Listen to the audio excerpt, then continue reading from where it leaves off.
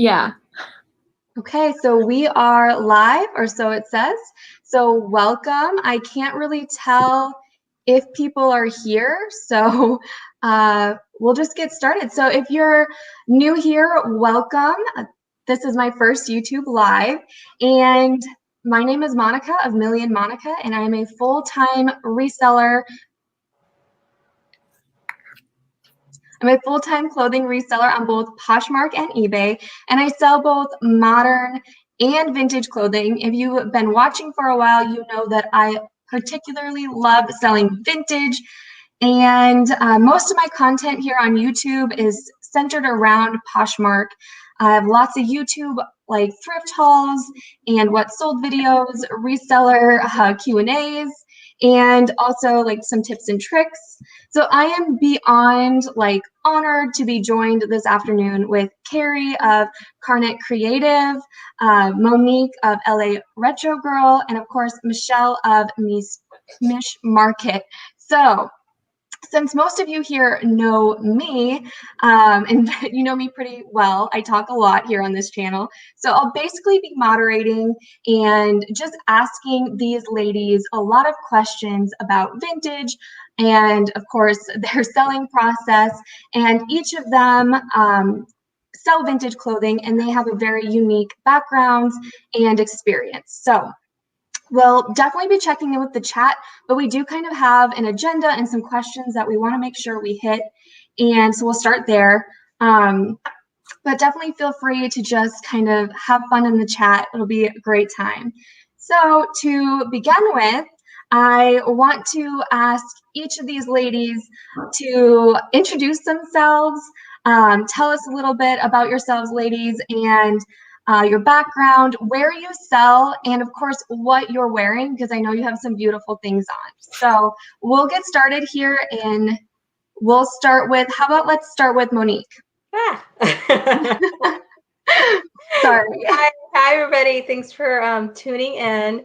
Yeah, so my name is Monique. I've been selling vintage for a while now. I actually started when I was going to college, like over a decade ago. Disclosing my real age, but You don't look it. That's all. Aside from that, I actually started selling vintage after I was after my second son, and you know, I quit my corporate job to raise my children, but I knew there was more than just being a stay-at-home mom, and I wanted to create more cash flow coming to my family. So I started with Poshmark, and I ended up selling all my business wear within 6 months. And then from there, it kind of stemmed from me being able to budget new inventory, a lot of new vintage pieces. And then since then, it's really taken off. And now I'm actually selling really directly on Instagram, which I'm really excited about. But I also do sell on Poshmark. Yeah, so it's going to be a little closer to almost 3 years. And now I feel like I'm actually making more than my corporate job. And I'm able to be a mom of 3 and working around their schedule and, you know, doing everything that I can at the moment. And so I want to show you my dress. It's actually a Miss Elliott dress, and it has, I would say, like rough, like kind of pleated ruffles. So this is actually going to be going on to my, I'm not sure if it sells out quicker on Instagram. It'll be on Poshmark. Yeah, so I'm excited. So you'll see it on the Instagram this week. Awesome. So cute. Thank you. All right, Michelle. Okay. So my name's Michelle. About myself. Yeah, so I started selling like modern clothes and things. I think we all share a love of vintage, and so I started selling vintage over on Instagram under a different name, just to kind of separate it from the modern stuff that I sell. And so I'm starting to sort of move away from Poshmark in that sense. But regardless, I love it, and I love selling it. I love learning about it. I love talking about it. So what am I wearing? I am gonna sell this at some point. It's a 1994 single stitch Power Rangers tee, and it's got a little stain, so I have to like clean that. But I just wanted to put it on because it's just my jam, you know. Like this is the kind of thing I live for. So yeah, that's what I'm wearing, and some vintage Champion shorts, which y'all can't see that. So That's awesome. Thank you. Okay, Kari. Hi, everyone. I am Kari, or sometimes people call me Kari to not get me confused with the many other Karis in this community. I have been reselling for 11 years, and I started when I was 11 years old, so I'm also disclosing my age. And I started collecting vintage a little bit earlier. So I was about 6 or 7 when I started collecting vintage, but my family's in the trade. And I started cleaning out my great aunt's estate in Norway when I was 10 or 11. So I inherited a lot very early on. And I love flea markets, auction houses, yard sales, all those exciting things. And for Christmas, I would go to Goodwill and I would pick out all this stuff and my mom would wrap it for me because I just loved getting stuff that was unique, one of a kind. I didn't want stuff from American Eagle or Aerie and wanted to be unique and stand out. So I started reselling in 2017. I had been working at a vintage shop for about 2.5 years then. And I got a different perspective and I started becoming a buyer for the store. So I would buy out entire auction lots and go to huge sales, and I would come with a copious amount of inventory, and I was selling all over Philly and New York to all different stores and dealers. And I had, at the end of it, you know, after driving around for weeks at a time, still having stuff to list. So I turned to Poshmark, and it was a huge outlet for me.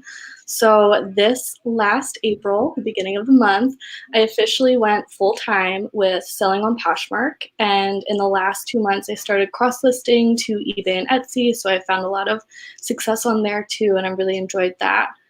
And the name KarnetCreative, I don't think I've ever explained this, but there's 3 different meanings behind it. And it's actually like 3 is like my like favorite magic number. So the first is the karma and the planet, so that everything what goes around comes around. And the second is Kari and Janet. And Janet was my great aunt, and she was one of the first people to introduce me to vintage and fashion. And she would always cut out the New York Fashion Journal. And she always had me, she commissioned me to make dresses for all of her dolls. So I combined our names together. And the last one is, oh my God, I'm like, wait, where was it? Oh, I think it was like I had, well, I'll reveal that one later because I literally just came out of my mind, but there was a third one, but I really love that name and it does have a little bit of a unique ring for me. So it's something that helps me stand out and is really personal to me as well. But yeah, that's my story. I love that. And Kari, what are you wearing? Oh, I'm wearing a piece from my personal collection. Like, I don't know if I can even stand up, but it's a 1940s dressing gown that's a floral rose novelty print, and it's like a viscose rayon. And then I have a couple of my jewels. I have a 1940s etched snake bracelet. You can tell I went with Art Deco theme. This is a tourmaline and 14 karat white gold filigree ring with diamonds in the center. And then this is a costume piece, but it looks like channel set emerald set in a filigree setting. And then this one I actually made from a 14 karat white gold brooch. And then my jeweler converted it into a ring, and there's a little diamond set in there.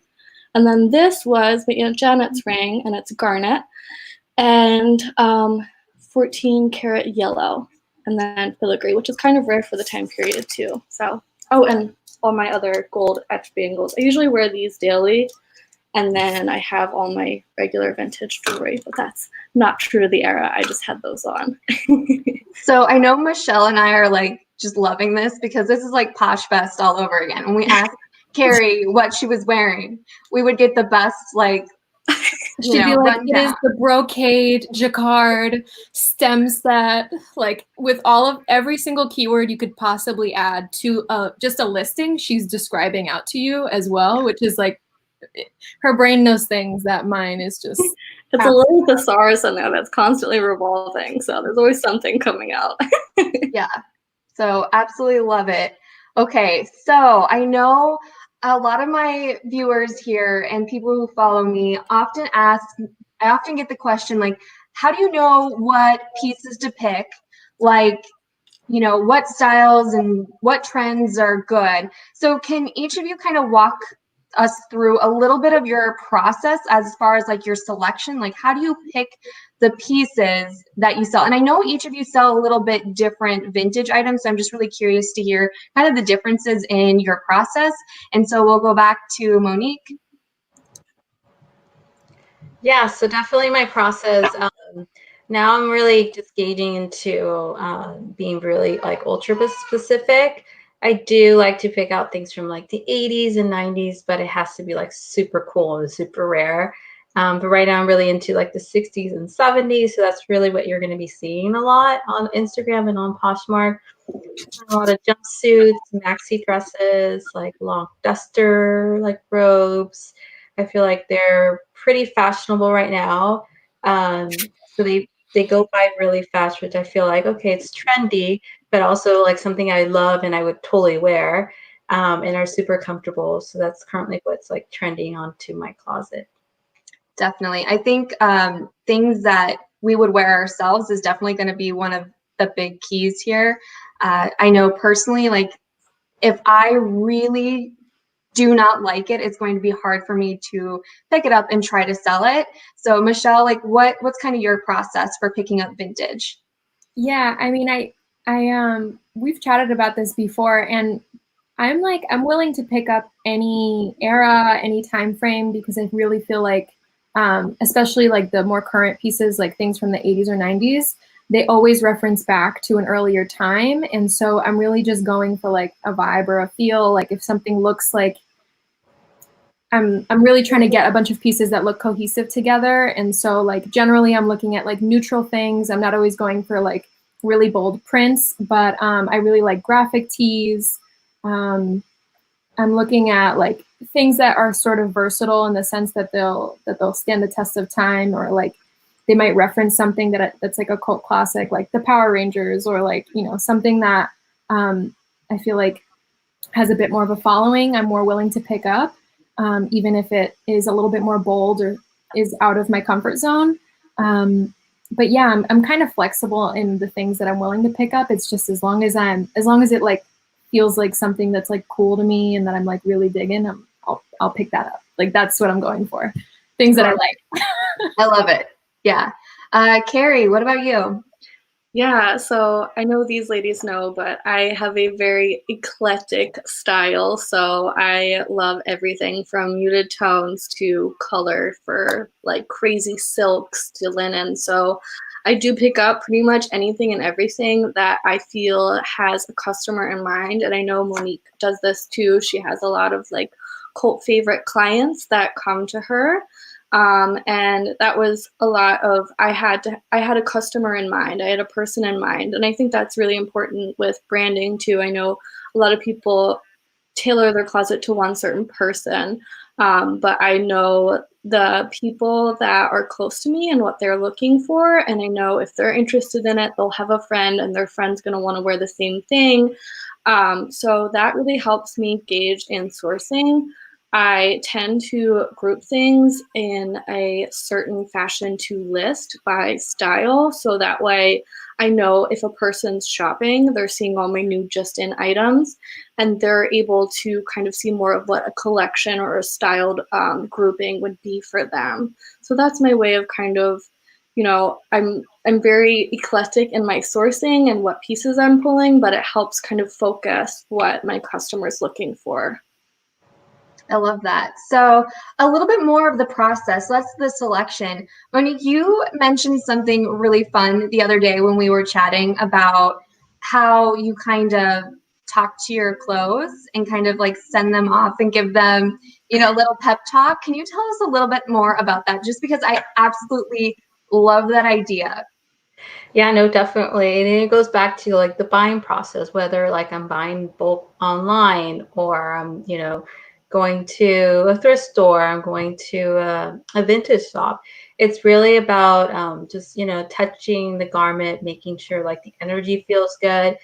If it feels a little funky, even though I like it, I'm gonna put it away because I just feel like if it has a weird energy, most likely it's not going to do well for me. And I just feel like it might just be better for somebody else. Yeah, so it goes back to also once I receive the item before I list it and I photograph it, it's just really cleaning it up and, talking to it, saying, hey, it's going to look glamorous. We're Come on with me.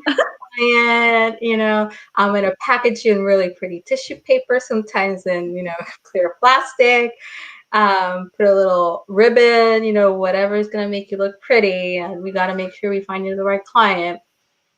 Whether it takes like a day, a week, or 2 weeks, let's like make sure we find you the right house. And it's weird because I typically do that. And when I don't do that, the item gets like, I feel like the energy gets a little stuck. So then I go into my inventory room and I get my spray sage and I'm saging and talking to every piece. That may sound a little crazy, but the next day it sells. So I'm like, okay, well, at least my process is working, right? Yeah, so that's kind of what I do. And I feel like it's good energy for me and it's good energy for the next person. So why not bring them joy too when they receive like the package and all that fun stuff? I absolutely love that. All right. Is there anything else you guys want to add about your process before we kind of move on to the next question? Well, the one thing that I wanted to ask you is, what are you wearing? Oh, yeah.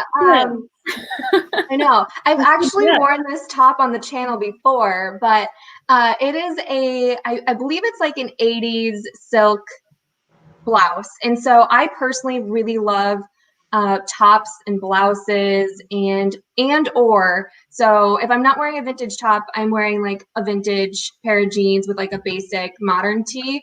But this one's just a button down front and then it's got I think it's a calla lily on it. So the shoulder pads are missing, which is totally fine, but it's got a couple of little spots and holes in it. But yeah, I'm super in love with it. So is that a personal piece or a piece you're selling? It's a personal piece. I mean, I did purchase it to sell, and it was just one of those things where you put on you put on the top and you're like, nope, this one's for me. So I can't keep them all, but some for sure.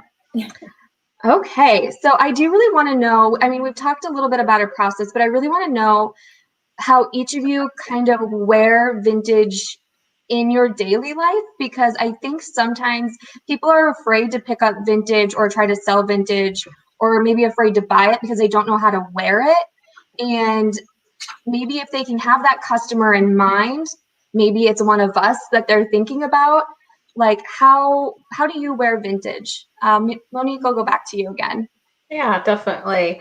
So for me personally, since I have 3 kids and they range from like 1, 3, and 5, there's a lot of bending down, picking up, food all over the place. So when I love wearing vintage like every day, and I try to make sure like I wear pieces that are easy, like, to clean up, and my silks I'll kind of like hold off till the weekend when maybe it's a date night with my husband. But typically I'm wearing like jumpsuits. I'll wear like cocktail dresses sometimes, or like maxi dresses, whatever I feel like, okay, I can breathe a little, I'm gonna wear this dress. If it feels too like confined, and I'm like, no, I can't do this with the kids today. But yeah, it's all about like just what I feel like the day. If it's jumpsuits or maxi dresses, going with the flow. I love that. And I often wonder too, because like you're in California and I'm like in the heart of the coldest part of the Midwest. So I know sometimes I'm very confined to weather as in what I can wear. And so I find that I wear more, vintage denim and sweaters versus I would love to wear more vintage dresses, but weather does not really allow for that much of the year. Michelle, how do you wear vintage? Yeah, I think I've kind of, I want to call myself like a lazy dresser, but it's really just like as much as I want to wear dresses, like I always kind of hold them off for like the special occasion. And I've always been more like utilitarian in the sense that I want to wear like my denim and I want to wear like a t-shirt and just be like comfortable. And that ends up being the comfy thing for me, even though like I guess people, I'm coming to realize in the last few weeks, like people don't wear jeans in the house, but like I love wearing my jeans in the house. So I wear high-rise denim at home while I'm like just hanging out, and that's like my thing. I also think like that's just what's comfortable for me. And I think that I tend to like especially when I'm sourcing, I think of the person who I have in mind is like also going to be wearing the high-rise jeans and they can tuck in a shirt or whatever. And so I tend to shop for myself and for my closet in separates. And then if I can find a jumpsuit that's like a whole outfit in one, I'm like, yes, except for the issue of like having to get naked to go to the bathroom. But like, they're still so cozy. So yeah. That's just how I pair things, and like mostly neutrals, graphic tees, of course, but like graphic sweatshirts, just like comfortable, utilitarian, like practical wear, and mostly like natural fibers and things. Yeah. Yeah, I'm definitely a dress girl. I will pick a maxi dress or a maxi skirt or a mini dress really over anything. I tend to lounge in caftans and dressing gowns. And a good point, Monica, like we're coming off of the winter season here, and I don't wear pants really in the winter. I wear like different leggings and tights under my maxi dresses and maxi skirts. Because I find it actually gives me more mobility throughout the day. Not that I'm like doing any like adverse aerobics or anything, but I do like to like be able to bend down. I'm not like constricted. If I have a big lunch, I'm not worried about it. So I definitely live in maxi dresses, and with either like leggings under in the colder months or like bike shorts. I love bike shorts. They're like my saver. So safety shorts. Oh my gosh. Yeah. I'm like becoming that 80s mom that like sometimes wears the bike shorts with the big t-shirt like to walk the dog. Mm-hmm. But that's a vibe now. So I'm that you can totally do that. But like I'm walking next to the 40-year-old that like legitimately has been wearing that for 2 decades, and I'm like, okay, like it's not trendy here. Like I just look like an old person. So yeah, that's pretty much my personal style for wearing vintage. I think for advice for people that might be getting into vintage, it's the age-old start with accessories. I wear the same jewelry pretty much every single day, and it's definitely not subtle, but for most people, like incorporating a pair of earrings, if you just do like sub out your normal necklace for a rhinestone 60s, you can incorporate gold rings. Fine jewelry is a super great way. Like if you're tough on your pieces, you just wear like a solid gold band or something that's etched. So it gives it a little bit more personality. If you're going for a night out, switch out your normal like crossbody for a little clutch or something that's really fun, like a little box bag. And I just think like that is super great. And scarves are a huge easy way to tie it on a purse handle. You don't have to change out your purse. You just put the same thing on there. And around your neck, there's a million different ways to wear a scarf, but I feel like that'll be another video for us. But I think that's a great advice to start out. And you can't really hurt these items. They've lasted for decades. They're, I'm just reading the comments. You guys are so funny. Yeah. And I like totally lost my thought, but you can't hurt these items. They've stood the test of time. Thank you. You can't hurt these items. They've lasted for decades. I think it's important to take care of them, and that's why they've lasted around so long, and that's why our new clothing is not lasting, because we're putting everything in the washing machine and throwing it along and being tough on our clothes. But these things, they've lasted this long, and they're not going to go anywhere. You know, they're always revolving in the trends too. Yeah, so I highlighted a little comment here, and we were actually talking about this as a group the other day, and part of my process, I actually kind of skipped over this, but I definitely agree with hating photographing dresses. Like I literally said this the other day, because I don't really have a proper setup, and so this might be the case for some of you all like watching. Dresses are really hard to photograph, and I feel like I can't get the camera far enough to get the right angles and all of that. So part of my process is just being, well, is it going to be hard to photograph this? And I might leave it for that reason. Although if it's it's really special and I'm really in love with it and I know I can find it a good home, I'll definitely pick up those dresses in that case. But yeah, so I just thought I'd highlight that. And so we're going to move into, this is kind of like a question I hear often is, which platform do you find the most success selling vintage on? And so we kind of all sell on a little bit different platforms. I think we all have Poshmark in common. I sell on eBay. I definitely have found more success in the past few years selling on Poshmark. Like, it's getting easier to sell vintage than it was 3 years ago when I first started. But I also have been finding as I play with eBay more and more that there is a little bit of a following for vintage items there too. So I would love to hear your ideas. And Monique, I'm really interested in the Instagram because I just want to know so much about how to sell on Instagram. That, I mean, that could be a whole another video, but I'm really curious about that. And Michelle, you have the Depop experience, and Kari, you have Etsy experience. So I'm just really excited to hear about the differences for you guys. Do you want to go for order? Monique, are you ready? Yeah. Well, you know, I actually decades ago, no, not decades ago, like a decade and some change ago, I used to just solely sell on eBay when, you know, you used to do bids at $9.99 and they would sell for like 100, 200. But I don't sell on eBay anymore. It's just Poshmark is just really the platform that I focus on.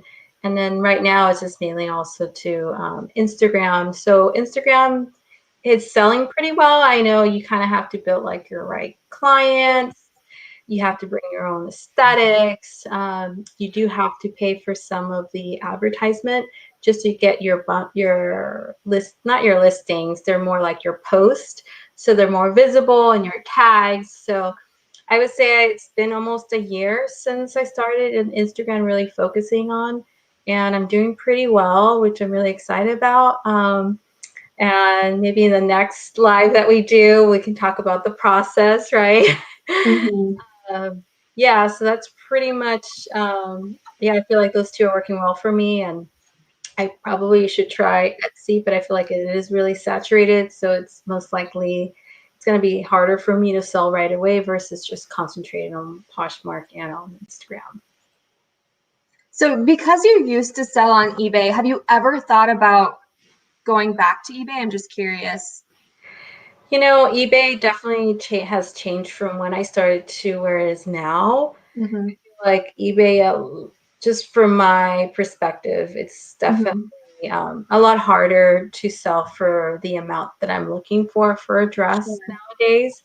But if you do have something like really rare, really exclusive, or even like an old, you know, vintage Chanel piece or a Gucci piece, those were most likely I'm going to list on eBay because they're going to sell really quick and for what I want it to sell. But I just feel like, you know, I don't want to saturate my brand too much, so just stick with the Poshmark and the Instagram for now. But yeah. Okay. Okay. Thank you. We'll move on to Michelle. That's the question. Maybe I went off tangent, but How long ago was it that you sold on eBay? I'm sorry. How long ago was it?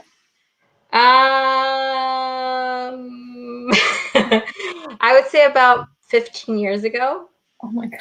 Yeah. So yeah, it was a long time. Super different. Yeah. And this is when, you know, they started opening up. I think that's when Etsy, maybe 17 years ago. But this is when, you know, they start introducing Etsy. So they're saying like, hey, if you sell vintage, like this is a new platform, right? So a lot of the vintage sellers were like, okay, do we move to Etsy? Do we stay on Instagram? Do we do or sorry, not Instagram wasn't there, or eBay, or do we do our own thing? Yeah, so that's when I kind of like, okay, I need to focus on school and finish school and all that fun stuff. But yeah. Awesome. All right, Michelle, where do you, which platforms do you prefer for selling vintage? Yeah, I have vintage stuff listed on Poshmark, but I've made like the conscious effort to not list vintage on Poshmark anymore just because I want it to be sold primarily through Depop and Instagram. I know it can sell on Poshmark, and I used to get, and I still do because I still have some stuff listed there. But I would get like a lot of bundles of like, you know, people mixing the modern with the vintage, or the vintage bundles of like lots of belts or something, of like lots of a certain type of item. But yeah, I've made a conscious effort to move off of Poshmark in that way, just because things were selling at a lower price on there. And Depop has been where I'm putting more of my energy for vintage. And I like it just because the platform is a little bit younger. It's Gen Z, so like that's the people who are going to have a lot more spending power in the next few years. And so you're not necessarily selling $100, $200 pieces on there, though I did just sell a vintage Levi's jacket for like, it was like $120 after shipping to a girl in Italy. But that's the thing, is that it's like, it's kind of a surprise that it's so new that there's still so much to learn about it. And like just getting to learn about the community there has been really fun. But also there's a thing of modeling, which I'm sure we'll talk about as well. Mm-hmm. But that's, I think, what's really pushed me to be successful on Depop. And then I sell on Instagram through Lee and Low, which is the other, my other account. Yeah. All right. So Poshmark obviously is my preferred right now because that's where the bulk of my inventory is listed. Depending on the vintage, I think it depends on the era. You know, I tend to list my antique items on eBay, just because more of the historical era buyers are there. And I tend to go to Etsy. For the businesses before, they do a little bit more of like the funky, unique pieces, where Poshmark, I feel like it's definitely a younger generation. They're looking for like more basic vintage, and not like basic in a bad way, but the black dresses, the 60s shifts. I find my minimalist, well-tailored styles tend to do best there, because it's a buyer that's not necessarily familiar with vintage. So a lot of them are like the younger girls that are just starting to get into that. And yeah, I feel like that's pretty much it for, it just depends on your inventory, and it depends on your time. Sometimes like I had a really great 1960s skirt that sold on eBay right away, and I had listed on Poshmark like 3 weeks ago. So it really depends on the items, and you kind of have to see what works best for you and what's most convenient for you to list at the end of the day. Yeah, so one of the questions was just starting with vintage. So you think it sells best on eBay? I think that's a question. So I don't necessarily think that it sells best on eBay. I don't know that I would say that. I just think it really depends like where you're kind of making your home. So I think we've all kind of decided where we want to sell it and where our main platform is. For me, Poshmark's my main platform, and I sell most of my vintage on Poshmark. Not to say, I mean, I've been selling some vintage on eBay.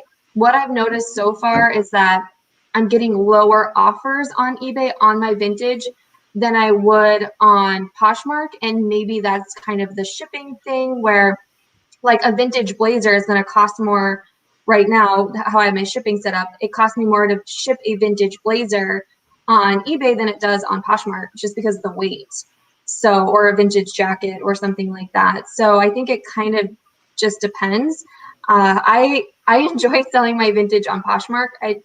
It's just kind of, like I said, where you want to set up your home base, I guess. So yeah, next question is, okay, so, and this one kind of goes with some of the stuff we've talked about, is which pieces sell better? And so, you know, is it sweaters, jeans, dresses, etc.? And I think each of us has kind of figured out what sells best for us.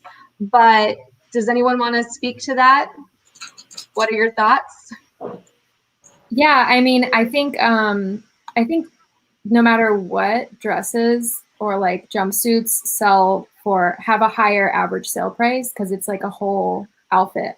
But maybe that's just for me. I don't know if everyone else would agree, but I don't always pick up that many dresses, but they do have a higher average sale price, you know?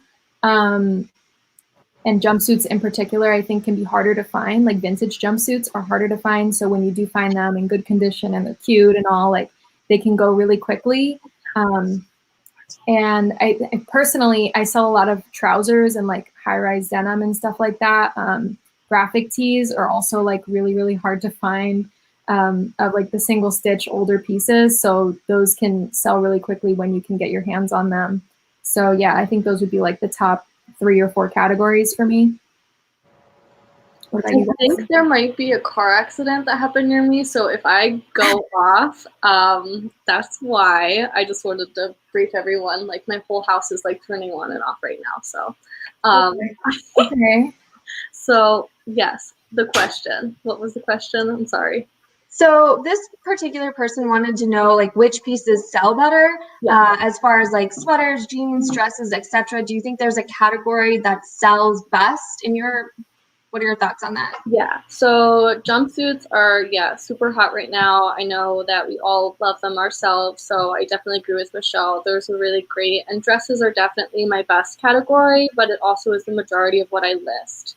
So I tend to pick up less pants. Pants definitely are my worst category. And I might be like the juju of that. I really don't like to wear pants as much, but yeah. Skirts are great too. Perfect, lighting back on. And I really like some blouses, but again, tops are sometimes a little bit hard for me too. But yeah, definitely dresses and jumpsuits at the top.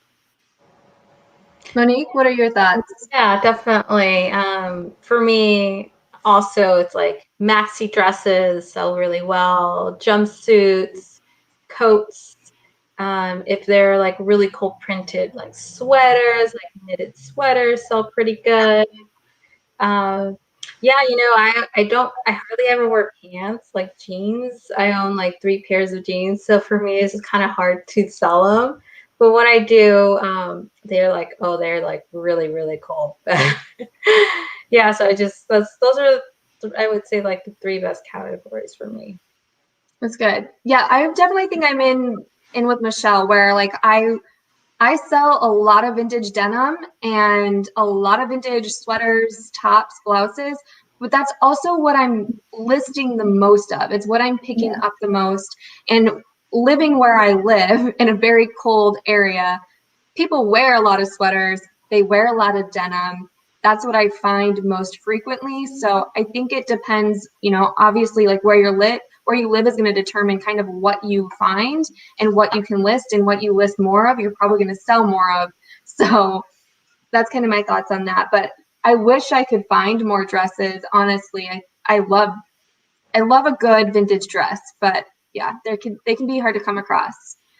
So now this next question, I know there's a couple of people have already had some really great videos. I know, Tori, you guys had a great discussion on modeling in one of your lives, but I'm curious to know the thoughts of you ladies about modeling. Do you model? I know, Monique, you have models and model a lot yourself. So I'm curious as to what your thoughts are with modeling and how do you use models, etc. Yeah, definitely. I feel like for me personally, like things sell a lot better when they're like on somebody versus like a mannequin or a flat lay. Just to speed up the process, I did get a few models just because I had so much inventory that I just bought all of a sudden. So I'm like, okay, I can't do so much on me, so let's put it on a model. But occasionally, I'll do like the higher end items. I'll put it on. I'll shoot with it on. But definitely I'm not like the person that likes to take a picture at all.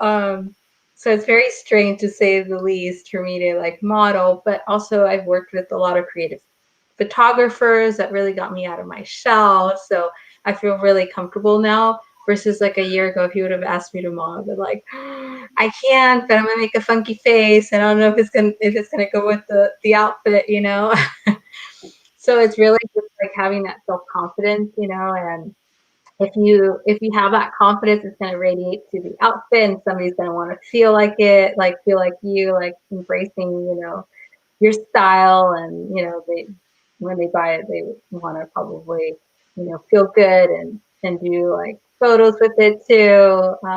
But yeah, it's all about like just keeping your confidence going. And if, you know, a day where I don't feel the best and I'm like, I don't know if my picture is gonna come out good. Let's do it tomorrow. Let's do something else today. Then, you know, I have to kind of like go with my gut. If I don't feel like shooting that day, that's okay. I can, you know, do it for the next day. So I love that. Before we move on, do you have any tips for anyone who is potentially looking for a model, or, you know, maybe they don't feel comfortable modeling their own stuff? Like, how do you go about finding your models? yeah, definitely. It's really just Instagram has helped me kind of network with a lot of creative people that are just, you know, I pretty much get one or two every other day. Like, hey, I want to work with you. Can I model? Or, you know, can I source for you? Can I do this? Can I be, you know, I'm trying to start up my own vintage shop. Can I be like your intern? There's just been so many great opportunities, and at the end, you don't have to like really stress about it. I think if you put some energy out there, you'll get the right people to model for your items. It's always good to have like a different perspective, different style wearing your pieces. So yeah, for me personally, advice is just be open. You know, and if you have an Instagram, and you're looking for, you know, potentially to change your business model with the way that you're photographing, you know, maybe do a post and see where that takes you. I love that. Thank you for the advice and tips. Michelle, what about you? Do you model? Yeah, I do. I model all my vintage. I will model a t-shirt. Yeah, I will model literally anything, which I think, I don't know, I don't think everyone models like even the more basic things, but I do just to keep my photos looking the same across the board, and sort of cohesive. I also think like it's helped me to make the photographing process more efficient, to have a sort of setup. Like I will always pose for all tops. I'm going to be sitting on a stool, like kind of at an angle, and I have like these certain positions that I do, like the front, the side, the back, like maybe standing if it's like a little bit longer, and then like that's it. Those are the photos. And it's helped to like bulk and batch up all of the types of items at a certain time. So like if I need to be completely dressed in like a full length anything, or if I need to show jeans or whatever, and I'm like, I have to turn around and like show my butt or whatever. Like sometimes things don't fit. So I try to like batch those items, like all of the items that don't fit that I can kind of squeeze into, I'll put them together. And I think that's helped to get the photos to be taken a little bit faster, you know. But also like I totally agree with Monique, because if I'm not feeling it like that, I have to like be in the right headspace, because I take so many photos and it takes me so long to do, because I'm still doing like such a large quantity of things. And I'm like, if I can't get my head right, like I'm not doing it that day, or I'm just not going to do it. Like I will wait until another day, because then the photos aren't going to come out like right. And, you know, so yeah, the energy just kind of needs to be good in my head and in the room. But yeah, I mean, I feel like modeling is really helpful to get the items to be sold. And I saw a question on here about how Depop works, but I have a video on that on my YouTube channel. It's under the same name. And I think it's really important on Depop specifically to model, because it's kind of the standard. So even if you don't fit into the item, like people just want to see it on, or you can do a flat lay and then like put it up to a friend, or have somebody else like try it on. They just want to see what it looks like on a person, even if it's a mannequin, a dress form, like having it filled shapely sort of way. People like seeing that, but you know, it's not always possible. So you do your best when you can, and that's it. Yeah, I would agree. Kari, what are your thoughts? Yeah, I personally don't model. I know Vero said in the comments, you know, the skinnier friends to model, but because I am plus size, it is harder to fit into all of this beautiful vintage, because it does run small. But I did invest in a dress form that's vintage, so it stays true to the brand. And she's itty bitty, so she fits in everything. And it honestly is faster for me to photograph that way than hanging something up or doing a flat lay. So I just spin it 1, 2, 3, 4, and any extra details that I need, and the customer gets a good idea. It's funny sometimes because people still ask me to model those things that are on the dress form, and I'm like, it fits her. Like, I don't understand like why I need to squeeze in this thing. But I do enjoy getting to model because it does give a little bit more personality. But it's definitely hard. I know, like Michelle, you're like not in the right headspace, and if my elbow was like slightly off, I'm like, oh god, it looks horrible. It's just destroyed. Like, throw it away. Absolutely disgusting. Who let her in here? So it's definitely like you have to be in the right headspace, and like Monique said, you have to be confident. Otherwise, it really is just a waste of time. And like I just don't. I need to get into more of that. But yeah, I think modeling is great, and it's something that's new for me. So I'm excited to try it out. Kari, I know like you just went full time, which is super exciting. Do you ever think in the future you would hire models or anything like that? So I recently did a collab with a artisan, and we had like a capsule collection released, and I did have my sister, since we are in quarantine, socially distanced model for me. So she put on all the clothes, everything fit her, so that worked out really well. And the stuff that didn't, I put on because she's so cute and tiny. So I really enjoyed it. I love like directing and styling, and I think that was something that I missed a lot, like in my prior work environments. That I really do love that version of connecting, and like it's so much easier for me to see how to style something. But now I'm realizing like not everyone. That's usually something that really like is hard for my customers, and they really don't enjoy it. They love the end result, but they don't know what to put with this thing, and it's going to flatter their body type. So I think that's what is really exciting about having a model too. So it's definitely I'm considering in the future once we're out and about and ready to touch people. Yeah, exactly. Yeah, I started modeling. Sorry for the little glitches.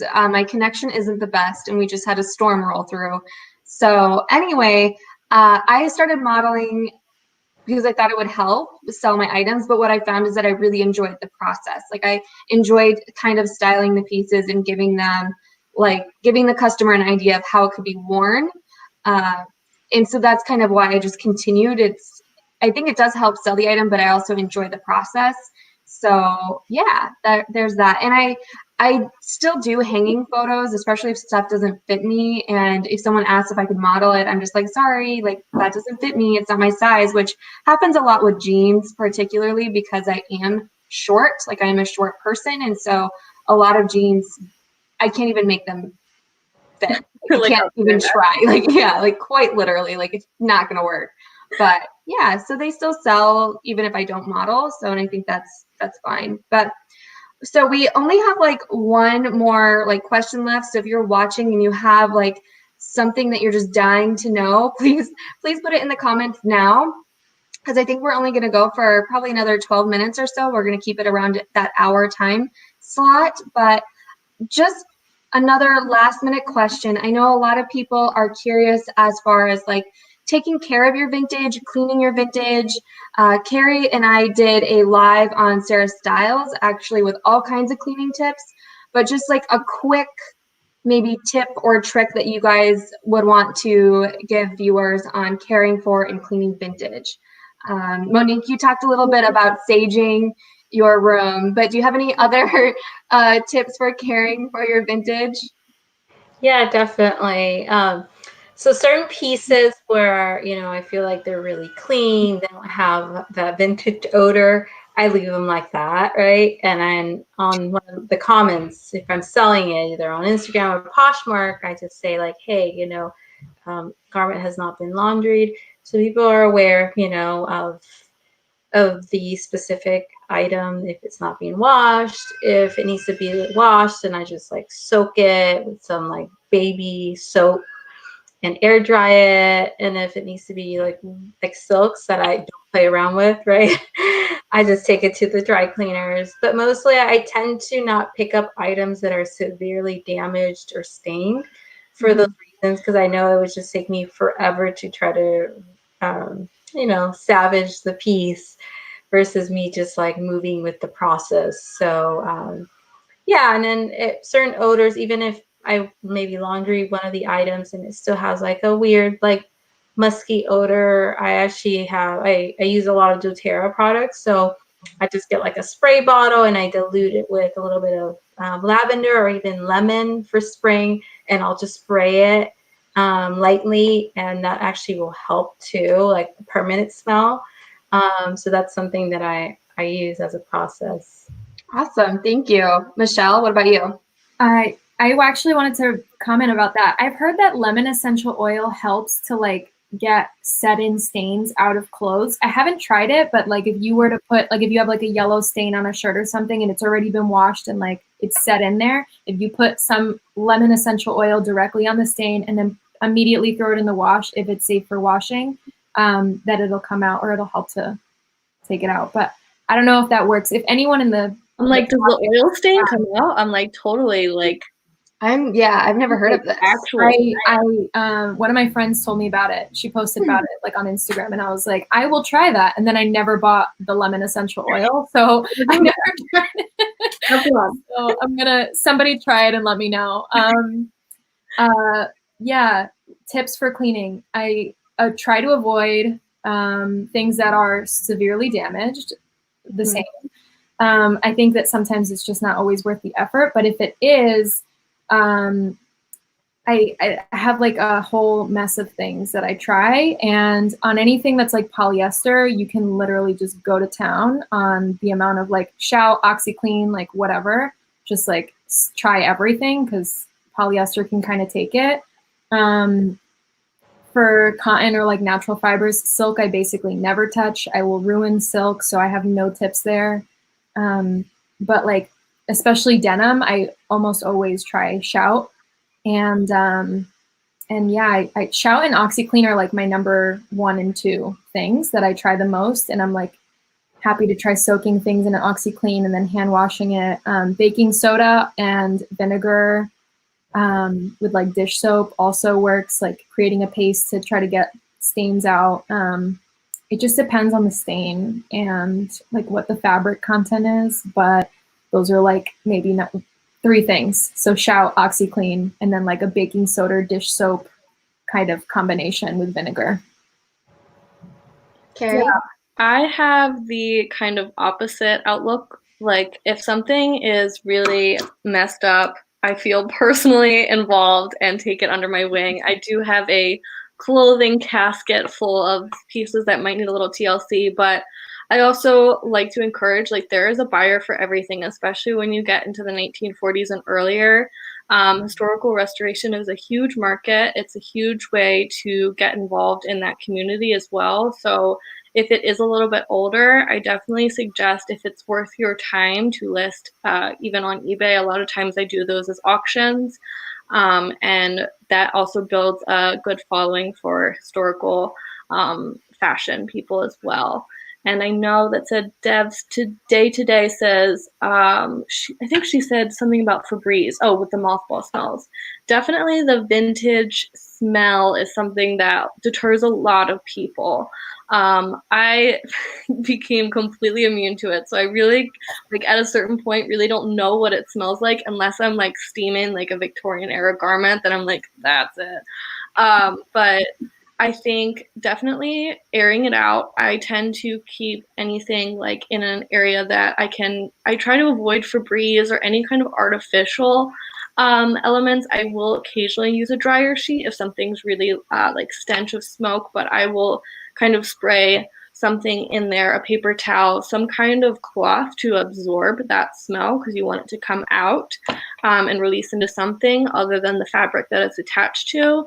And another great tip for that is a lot of the times with vintage and antique clothing, the main sources of wear are going to be on the shoulders because that's where you're hanging them. So padded hangers are really great. You can bulk buy them, or if you don't want to purchase those, you can wrap old tea towels or rubber band tea towels to a hanger, and that kind of supports the shoulders. A lot of times with heavier garments, you want to fold them over the hanger anyway. and avoid keeping them in direct sunlight because sun damage is also super prudent on those pieces that get that as well on the shoulder pads. But I think those are like my most general tips. And I think Monica and I definitely tailored that cleaning video with Sarah Stiles, who is amazing, by the way, to a lot of vintage garments. So I definitely think we both highlighted some good tips for something that's like newer pieces and for the more gentle versions for vintage as well.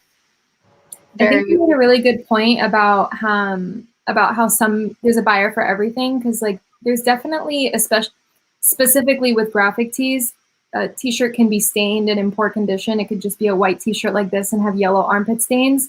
And if it's like an original single stitch, like super rare, like Queen band tee or something, like they're gonna buy it regardless of value.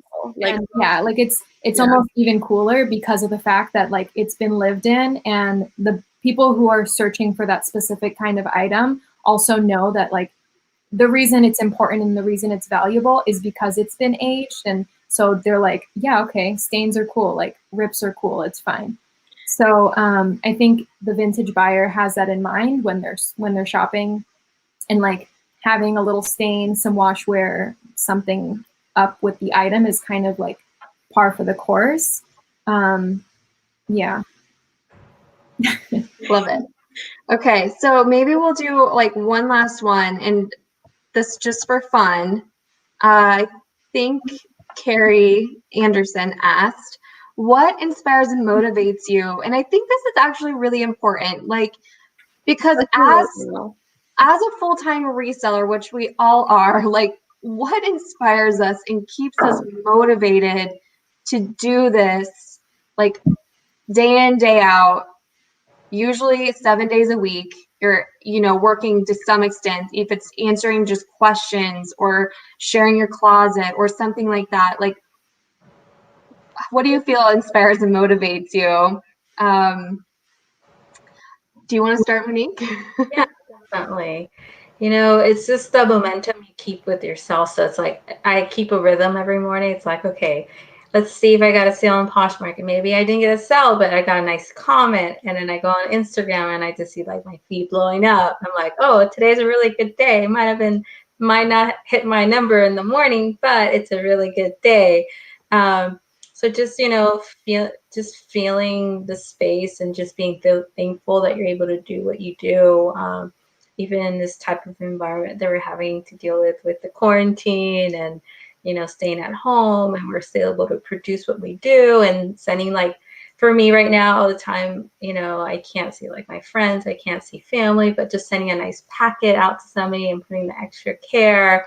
For me, that's like, even if I get 1 or 2 a day, I'm like, oh, I want to make it like extra magical. So it's just like really living in and being present at the moment for anything that you do, even if it's a share or liking, somebody's closet. I just feel like just that keeping that flow of energy is what keeps me like going, because I have 3 kids and a household to take care of. I'm like, sometimes I'm just like, want to put my phone down, not do anything, just like go outside and like have a nice glass of wine. But I'm like, no, what am I doing? I have responsibilities and I like to, sell, and I like vintage. So let's just continue the momentum going. So I love that. Being positive for sure. Yeah. Thank you. Michelle, what inspires and motivates you?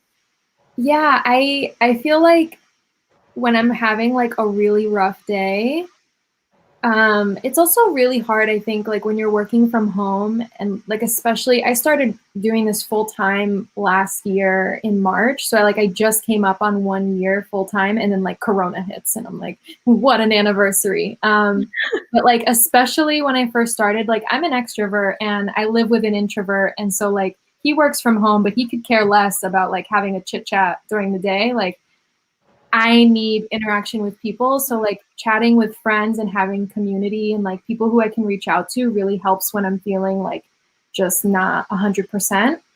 And just like being like, just checking in with having friends and like checking in with friends to be able to say like, I'm so bummed out today. Like I don't want to do anything. Like this is rough. Like I just want to sit on the couch. But also like on a day that I'm not really feeling so great, like I kind of let myself take a day if I know I'm like really not feeling it.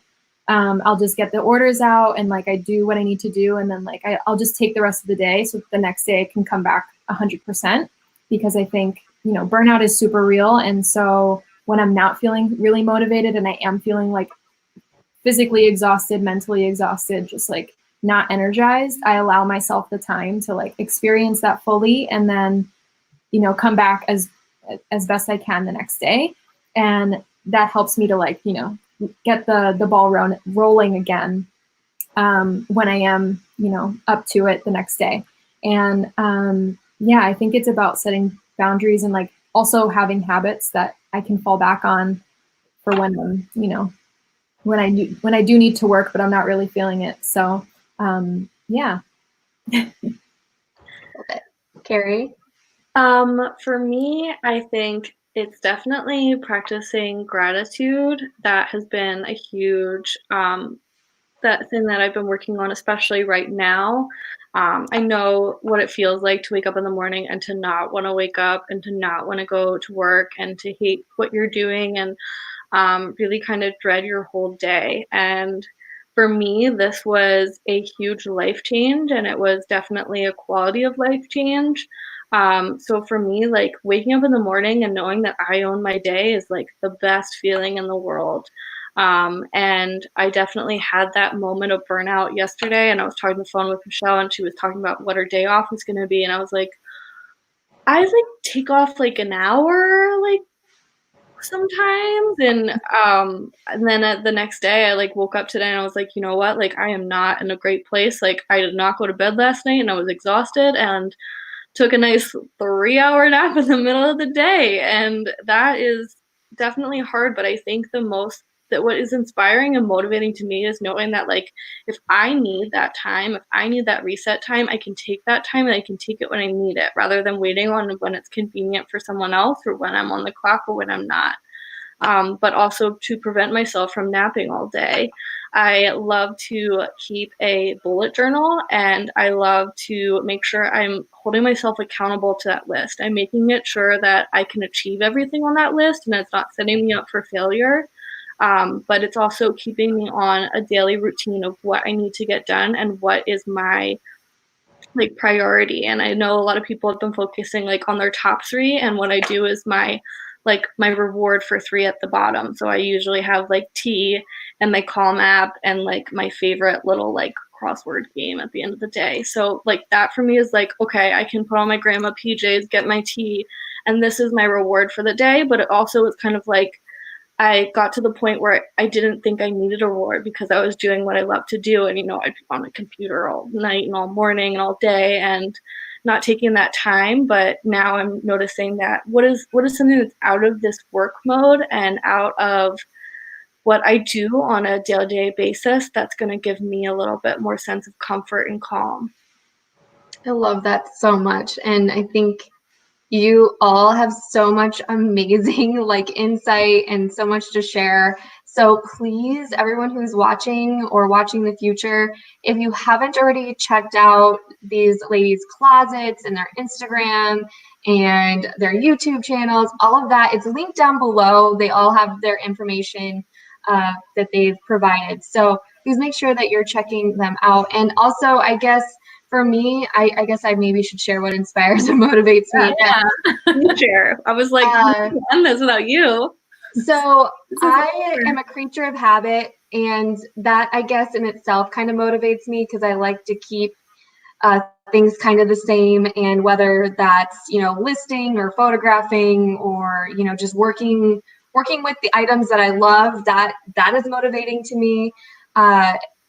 But I've always loved clothes. Like in the 5th grade, I can remember creating my own magazine full of my clothing designs, and I wanted to make them. And even though like that kind of changed throughout the years, I just love working with clothing. Clothing inspires me, even if I am not going anywhere and I dress for myself every day. That makes me feel good. But I'm also extremely motivated by numbers and sales. Like I hate to say it, but I'll say it. Like that truly motivates me. And if I'm not working towards my monthly goal or weekly goal, you know, then I don't feel good about what I'm doing. So that can also be tough because then, of course, I don't probably take as much time for myself and, you know, my little family as I should, but that's a work in process. And I think with time, I get better at setting boundaries and carving out time when necessary. But yeah, so I definitely love my little community that I've been creating with fellow resellers like yourselves and many others out there, especially here on the YouTube community. So anyway, I think we're going to end there unless you have anything else you want to add. No, I think everything was great. I really enjoyed chatting with you ladies. I know that we have our monthly call, but it was really exciting to be able to chat with everyone too. I know we didn't get to comment a lot on the comments, but thank you all for joining and all for your kind words and all of your questions. I know we would love to stay on here forever and answer all of them too. I also want to add to that. If anyone has any questions, I think like Dev's day-to-day, and I think there were maybe a couple other questions that we missed. Like, feel free to reach out to all of us. Like, we're all super accessible. We chat all the time, but like our DMs are open. I think I speak for all of us when I say that. And I really appreciate like everyone joining today. I don't know. Yeah, it's great. This is so fun. Thank you for having us. Of course. Well, we'll be chatting soon, I know, but thank you again for everyone who is watching live, and thank you to everyone who's going to watch this later. As always, it was great to have you, and I'll see you next time. Bye.